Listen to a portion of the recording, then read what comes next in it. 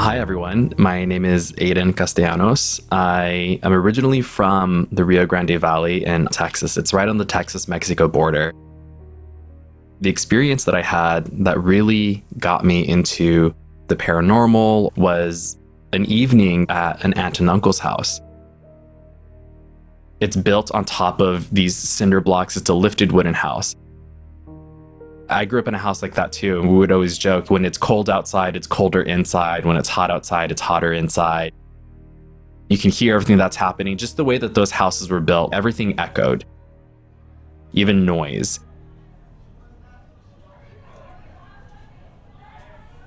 Growing up, we had barbecues all the time. There was always a carne asada happening.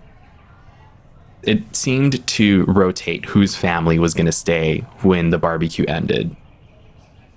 One evening, that was my family. It was my parents and myself.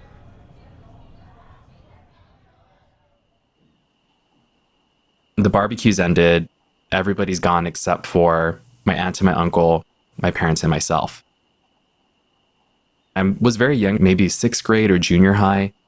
We were sitting in their kitchen. To paint that for you, if you can imagine it, the back of their house, there was a door to the backyard. Above the sink, there was a window where you could see what we call monte. You could say it was like brush, just trees and bushes and stuff. That's how the whole Rio Grande Valley is. It's a very agricultural area in the state. Imagine this house sitting in the middle of all this empty land with just fields and montes surrounding it. It was at night. My aunt starts telling my parents how she's worried because her sons are out. She's worried for their safety, just general mother things. My parents try to calm her down and they try to tell her, you've raised good kids. Your sons have good heads on their shoulders. They have cell phones now. Not to age myself, people were just starting to get their own cell phones. My mom said, they'll be fine. They're not going to drink and drive. And if they need help, they have our numbers. We can go pick them up or something. My tia says, I'm not worried about what they're doing out there. I know that they're fine. I know they're responsible. I'm worried about what happens when they try to come home. We're all very confused by this because what does that mean? My parents ask her what's going on when they're trying to get home. My tia starts telling us the last couple times that her boys have gone out, when they get home, they will either tell their parents or their parents would be awake. They would all experience it together. Just strange things would happen. They would hear voices or noises. When my tia, she would stay up washing dishes late, looking out that back window into the monte, she could see shadows at night. When they'd go to check, there would be nobody there. Nobody would have reason to be out there. Again, it's in the middle of all this field land and stuff. There's no roads that go into that neighborhood. Just weird things started happening at night. As they're telling us this, we're sitting in their kitchen. It's a long table. My parents are on one side. My aunt and my uncle are on the other side. I'm at the head of the table. Opposite of me is their back door. She's telling us this, and in the middle of her explaining these strange occurrences, that back door that I have a direct line of sight to starts shaking violently. The handle is metal and it's jiggling like someone's trying to open it and the door is being pulled back and forth. In this wooden house, you could feel the whole room shaking. Everybody froze and was staring at the door. There was this 3-liter of soda next to me on the table, and I slowly pushed it in front of my face to hide myself from this door. I was scared. I didn't know what to do. I had never really seen anything like that before. I don't know why I thought this would protect me.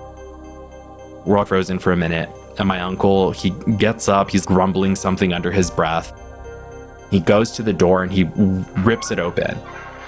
There's nothing there. We're all even more silent, if that could happen. I'm petrified at this point. He says, It was a dog. It was probably a dog just messing with the door. I saw when he opened the door. I couldn't look away, even though I wanted to, and there was nothing there. I saw that there was nothing there. He closes the door and he sits back down. My aunt, she starts getting scared again. She says, "You see, that's what I'm talking about. I feel like there's something on this land. There's something out there, and I'm worried that something's gonna happen to the boys when they try to get home later." Again, as she's trying to explain this to us, the door starts shaking again. Even harder this time. This entire time, I couldn't move. I was frozen. I wanted to run to a different part of the house, but I was just scared to move. Again, this door is shaking violently back and forth. The handle, you could hear the metal jingling. My uncle gets up again, opens the door. This time, we see a dog, but the dog is running up to the door. It wasn't already there. He said, "It's the dog, it's the dog." Throws the dog a scrap of leftover meat, closes the door. But I'm thinking, no, I can see this all happening. The dog was running up to the door. He closes the door, sits down, and my uncle chimes in, and he's just trying to brush it off. Like, it's just, there's stray dogs out here. We're out here in the monte. There's animals and stuff. It's probably coyotes. Just trying to explain it away. He was a big skeptic. Okay, sure, animals, even though we're not buying it. As he's talking about that, we hear the dog at the door whimper. Like when a dog gets hit, it starts to cry. We hear the cry getting fainter and fainter. The dog is running away. We can hear it running away. Again, the door starts to shake. My uncle was right there ready for it. He was waiting for it. He knew it was going to happen again. So he gets up, throws the door open. Again, there's nothing. By that third time, we had enough. The first time was enough for me, but I was at their mercy. My parents, they drove us. I had to wait for them. By that third time, my parents were like, "Okay, we're gonna go. We'll pray for your kids." I don't know if they came up with a game plan or what the conversation was, but I was in escape mode. I was ready to get out of there. But also, that meant that I had to walk outside to the car, which I didn't want to do because I don't know what's out there. Something's out there terrorizing us. And I think I just remember running to my parents' van and just jumping in and like ready to go.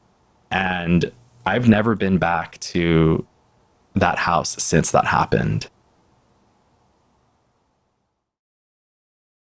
That is definitely one of the biggest contributions to my interest in the paranormal. I think it's one of the biggest reasons why I started my own podcast about the paranormal. On my show, it's called Susto, and I tell scary stories from the folklore of Latin American and Hispanic cultures because aside from that one experience, I heard so many stories about lechuzas and La Llorona, chupacabras, el cucuy. And so you can imagine when this was happening that night, all these kind of legends, these monsters, they're running through my head, and I'm just going through this Rolodex of, okay, which one is it? Which one is it? Which one's coming after us right now? That moment in my life was a big, I think, contributing factor to starting Susto. You know what? I really haven't told this story too much on my own show. I think I've mentioned it a couple times, but I haven't gone into such great detail. Retelling it now, I'm thinking about, I don't think I've ever had a real conversation with my parents about it. It was one of those things where it happened and we just didn't really talk about it. I don't think any of us wanted to remember it. That's why I'm like this now.